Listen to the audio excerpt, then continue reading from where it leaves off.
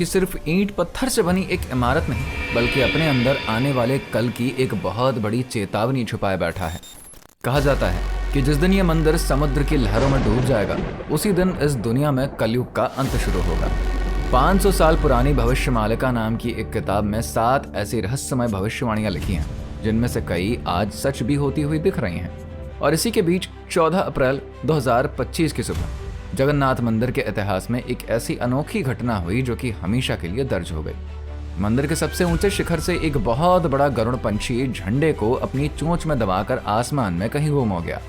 अब सवाल ये उठता है कि क्या ये सिर्फ एक इत्तेफाक था या फिर सच में किसी आने वाले बड़े बदलाव का इशारा।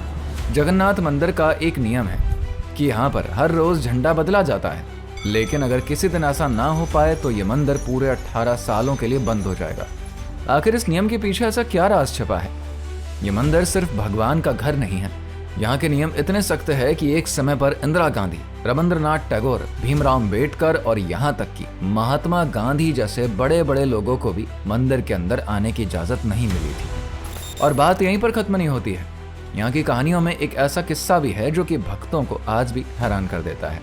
कहते हैं एक बार खुद भगवान जगन्नाथ ने हनुमान जी को सोने की जंजीरों में बांधकर कैद कर लिया था। आज भी वो जगह मंदिर के पास ही मौजूद है, जो कि इस घटना की गवाही देता है।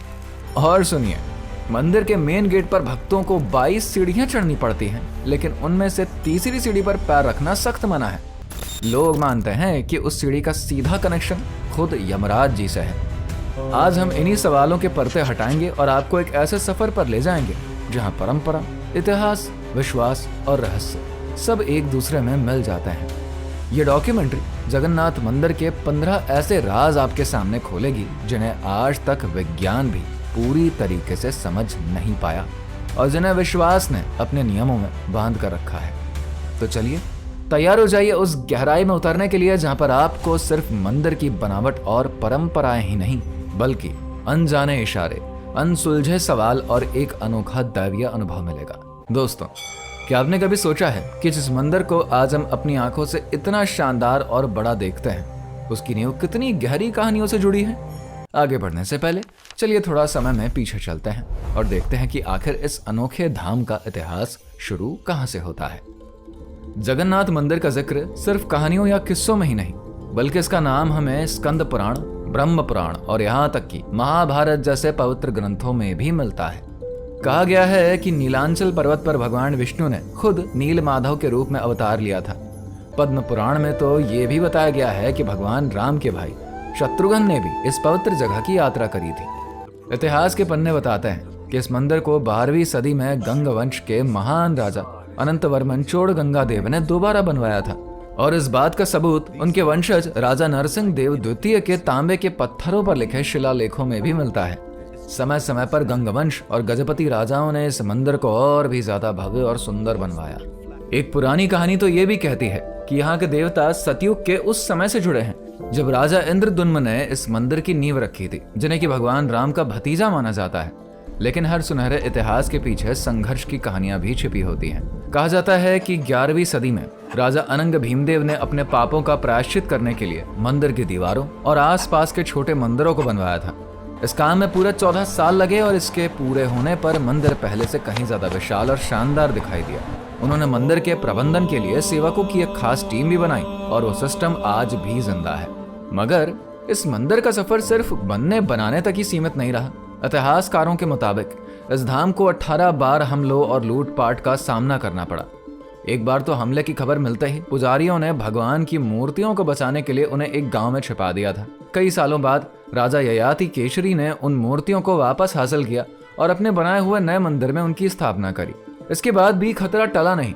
16वीं सदी में बंगाल के नवाब ने सेनापति काला पहाड़ ने मंदिर पर हमला करके मूर्तियों को तोड़ दिया। लेकिन कुछ ही सालों बाद खुर्दा के राजा रामचंद्र देव प्रथम ने उन्हें फिर से स्थापित करवाया। उनके इस महान काम के लिए उन्हें अभिनव इंद्रद्युम्न की उपाधि भी दी गई। 17वीं सदी में औरंगजेब ने मंदिर को बंद करने का आदेश दे दिया और यह धाम तब तक वीरान और सुनसान पड़ा रहा जब तक उसकी मौत नहीं हो गई। आखिरकार साल 1809 में ब्रिटिश ईस्ट इंडिया कंपनी ने इस मंदिर का चार्ज दोबारा वहां के लोकल राजाओं को सौंप दिया और यहीं से वो सफर शुरू हुआ जिसमें कि हर मुश्किल और हर हमले के बावजूद इस मंदिर ने अपनी परंपराओं और रीति रिवाजों को बचा कर रखा और शायद यही वजह है कि आज भी जगन्नाथ मंदिर की धड़कनें ठीक वैसे ही जिंदा है जैसे कि सदियों पहले थी। दोस्तों, आगे बढ़ने से पहले एक छोटी सी रिक्वेस्ट है, अगर आपने अभी तक हमारे चैनल को सब्सक्राइब नहीं किया है तो जरूर कर दीजिए। कमेंट में लिखिए जय जगन्नाथ, क्योंकि आपका एक छोटा सा कदम हमारी सनातन संस्कृति की आवाज को और भी ताकत दे सकता है। लेकिन अब जरा सोचिए, ऐसा क्यों हुआ कि जगन्नाथ मंदिर जैसे पवित्र जगह पर देश के बड़े बड़े लोग भी अंदर नहीं जा पाए। मंदिर के मेन गेट पर यानी कि सिंह द्वार पर आज भी साफ साफ लिखा है, सिर्फ हिंदुओं को ही अंदर आने की इजाजत है। यह नियम कोई नया नहीं बल्कि सदियों से चला आ रहा है और इसे इतना सख्त माना जाता है कि कोई इंसान समाज में कितना भी बड़ा, अमीर या ताकतवर हो, यहाँ पर कोई फर्क नहीं पड़ता। यही वजह है कि इंदिरा गांधी, महात्मा गांधी, भीमराव अम्बेडकर और रविंद्रनाथ टैगोर जैसे दिग्गज भी इस परंपरा के आगे कुछ नहीं कर पाए।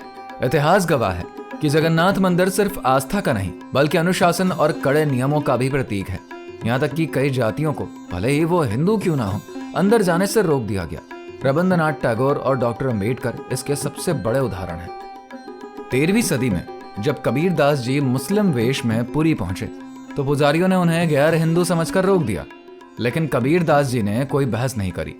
वो शांत होकर समुद्र के किनारे बैठकर भजन गाने लगे। तभी पुरी के राजा को एक अनोखा सपना आया। सपने में खुद भगवान जगन्नाथ ने आदेश दिया कि जब तक कबीर को मंदिर में प्रवेश नहीं मिलेगा वो मंदिर का भोग यानी कि प्रसाद ग्रहण नहीं करेंगे। ये सुनते ही पुजारी दौड़ गए और कबीर दास जी को अपने कंधों पर उठाकर सम्मान के साथ मंदिर के अंदर लेकर आए। कुछ सदियों बाद 1508 में गुरु नानक देव अपने सबसे प्यारे मुस्लिम शीर्ष मर्दाना के साथ पुरी आए।